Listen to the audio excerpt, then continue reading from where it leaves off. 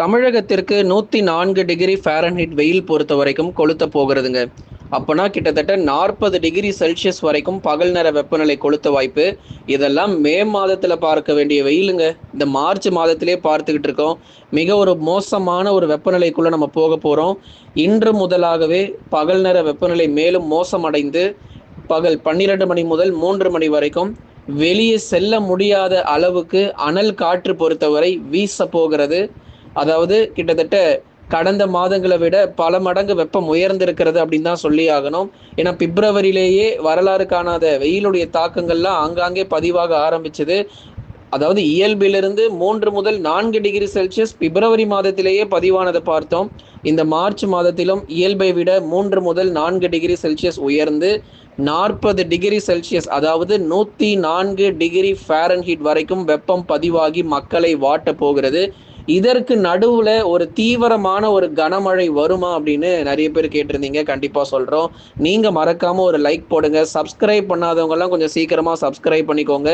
ஏன்னா அடுத்து வரக்கூடிய நாட்கள் கனமழை இன்னொரு பக்கம் நமக்கு தயாராக இருக்கிறது.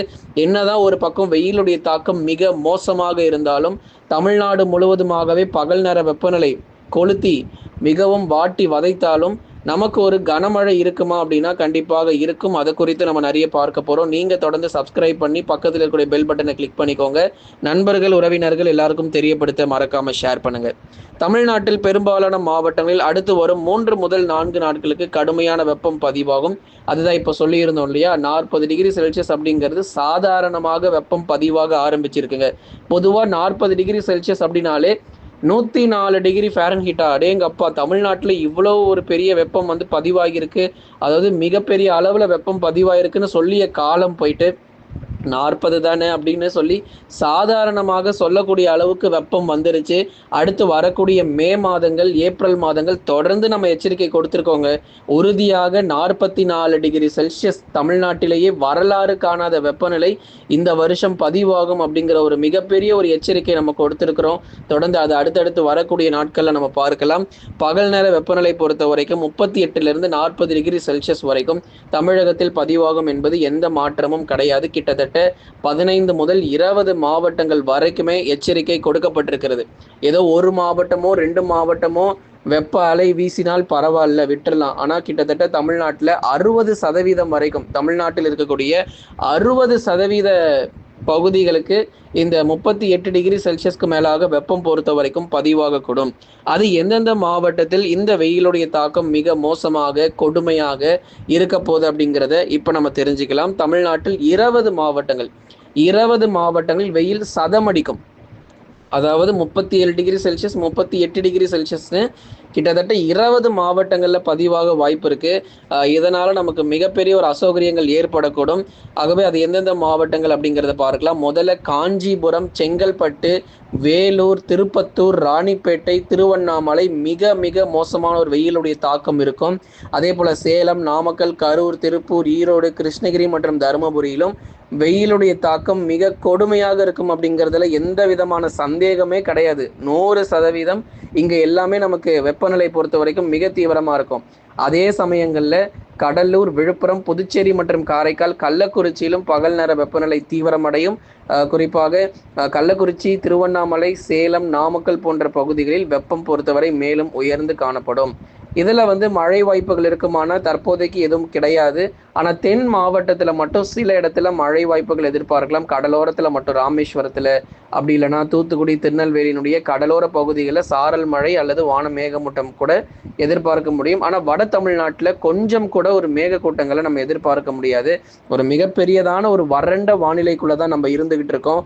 அடுத்து வரக்கூடிய 5 நாட்கள் ஒரு மேகக்கூட்டங்கள் கூட இல்லாமல் வறண்ட வானிலையாக இருந்து வெயிலுடைய தாக்கம் மிக மிக அதிகமாக வாட்டி வதைக்கும் அப்படிங்கிறதிலும் எந்த விதமான சந்தேகமும் கிடையாது. அடுத்துதான் நம்ம தொடர்ந்து பார்க்கலாம். உள் மாவட்டங்களை பார்த்தோம். அதே மாதிரி கடலோர மாவட்டங்கள், வட தமிழ்நாடு முழுவதுமாகவே பகல் நேரங்கள் எப்படி இருக்குன்னு பார்த்தோம். அடுத்தபடியாக தென் மாவட்ட பகுதிகள் எடுத்துக்கிட்டோம்னா மதுரை, திண்டுக்கல், விருதுநகர், சிவகங்கை இந்த 4 பகுதிகளில் வெப்பம் சற்று கடுமையாகவே இருக்கும். தூத்துக்குடி, திருநெல்வேலி கொஞ்சம் பரவாயில்லைங்க. இங்கே இருக்கக்கூடிய காஞ்சிபுரம், செங்கல்பட்டு, திருவண்ணாமலையை ஒப்பிடும்போது தூத்துக்குடி, திருநெல்வேலி பொறுத்த வரைக்கும் வெறும் 35 டிகிரி செல்சியஸ் மட்டுமே பதிவாக வாய்ப்பு. ஆனால் அங்கேயுமே அடுத்து வரும் நாட்களில் பகல் நேர வெப்பநிலை உயரக்கூடும். அதனால் தென் மாவட்டங்கள் பொறுத்த வரைக்கும் மழை வாய்ப்புன்னு எடுத்துக்கிட்டோன்னா இந்த கடலோர பகுதிகளில் மட்டும் ஏதாச்சும் சில இடத்துல லேசான சாரல் மழை மற்றும் வான மேகமூட்டங்களாக இருக்கும். மற்றபடி இந்த மதுரை, திண்டுக்கல், விருதுநகர், சிவகங்கை போன்ற பகுதிகளிலும் பகல் நேர வெப்பநிலை பொறுத்தவரை மிக தீவிரமாக வாட்டத் தொடங்கும். அடுத்தபடியாக நம்ம பார்க்க போகிறது என்ன அப்படின்னா, தொடர்ந்து பேசலாம்.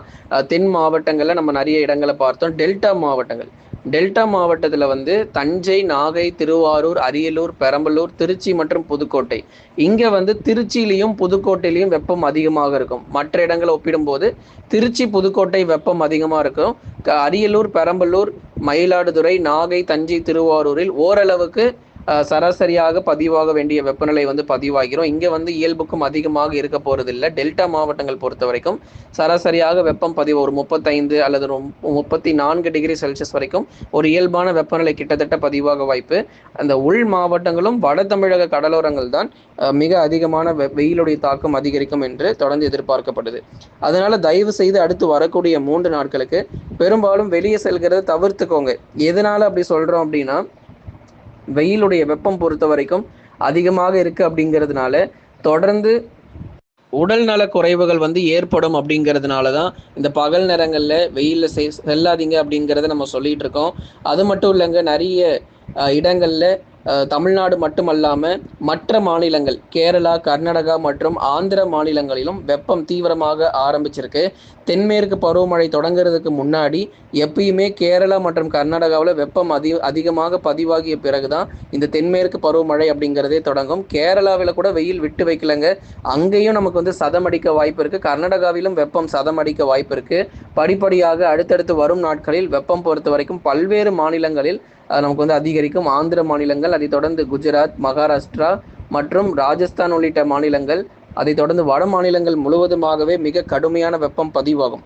இந்த பனிப்பொழிவுங்கிறது கிட்டத்தட்ட முடிவுக்கு வந்துருச்சுங்க. ஏன்னா இதை பற்றி நம்ம பிப்ரவரி மாதத்துலேயே நம்ம சொல்லியிருந்தோம், மார்ச் வந்தாலே நமக்கு பனிப்பொழிவு கொஞ்சம் கொஞ்சமாக குறைஞ்சிரும்ட்டு. அதே மாதிரியே நமக்கு அதிகாலை நேரங்களில் பெரும்பாலும் ஒரு தமிழ்நாட்டில் 80% வரைக்கும் பனிப்பொழிவுங்கிறது அதிகாலையில் ரொம்ப குறைஞ்சிருச்சு. டிசம்பரில் இருந்த அளவுக்குலாம் இப்போ எங்கேயுமே கிடையாது. ஜனவரியில் இருந்த அளவுக்கு கூட நமக்கு வந்து இப்போ பனிப்பொழிவு எங்கேயும் இருக்கிறது இல்லை. கிட்டத்தட்ட எல்லா இடங்களுமே நமக்கு பனிப்பொழிவு குறைந்து விட்டது 80% வரைக்கும். அங்கொன்றும் இங்கொன்றுமாக இருக்கக்கூடிய அந்த லேசான பனிப்பொழிவுமே கூட அடுத்தடுத்து வரும் நாட்களில் முடிவுக்கு வரும் அப்படிங்கிறதுல எந்த மாற்றமும் கிடையாது. ஆகவே நண்பர்களே, நீங்க மறக்காம ஒரு லைக் பண்ணுங்க, சப்ஸ்கிரைப் பண்ணி சப்போர்ட் பண்ணுங்க, துல்லியமான வானிலை அறிக்கை பெற்றுக்கொள்ளுங்க. இனி அடுத்தடுத்து வரக்கூடிய நேரங்கள் மற்றும் நாட்களிலும் அநேக இடங்களில் பலத்த மழையானது தொடர்ந்து நம்ம எதிர்பார்க்கலாம். பெய்யாத பகுதிகள், மழை எங்கெல்லாம் இன்னும் சரிவர பெய்யாம இருக்கோ அந்த மழை சரிவர பெய்யாத பகுதிகளுக்கு வரக்கூடிய நாட்கள் நம்ம தேதிகள் கொடுக்க போறோம். ஏன்னா தென் தமிழ்நாட்டில் கூட மழை வந்துருச்சு, வட தமிழ்நாட்டில் இன்னும் மழை வராமல் இருக்கு. கோடை மழை, சூறை காற்றுடன் கூடிய அதி கனமழை மற்றும் மிக கனமழைலாம் நமக்கு நிறைய காத்திருக்கு. என்னப்பா வெயில் இவ்வளோ அடிக்குதுன்னு சொல்லி நீங்க கவலைப்படாதீங்க. சீக்கிரத்திலேயே உங்களுக்கு மழை தேதிகள் நம்ம அறிவிக்க போறோம். அதுக்கும் நீங்க ரெடியா இருங்க அப்படிங்கிறதையும் நம்ம சொல்லிடுறோம். நீங்க மறக்காம தொடர்ந்து லைக் பண்ணி சப்ஸ்கிரைப் பண்ணி சப்போர்ட் பண்ணுங்க நண்பர்களே.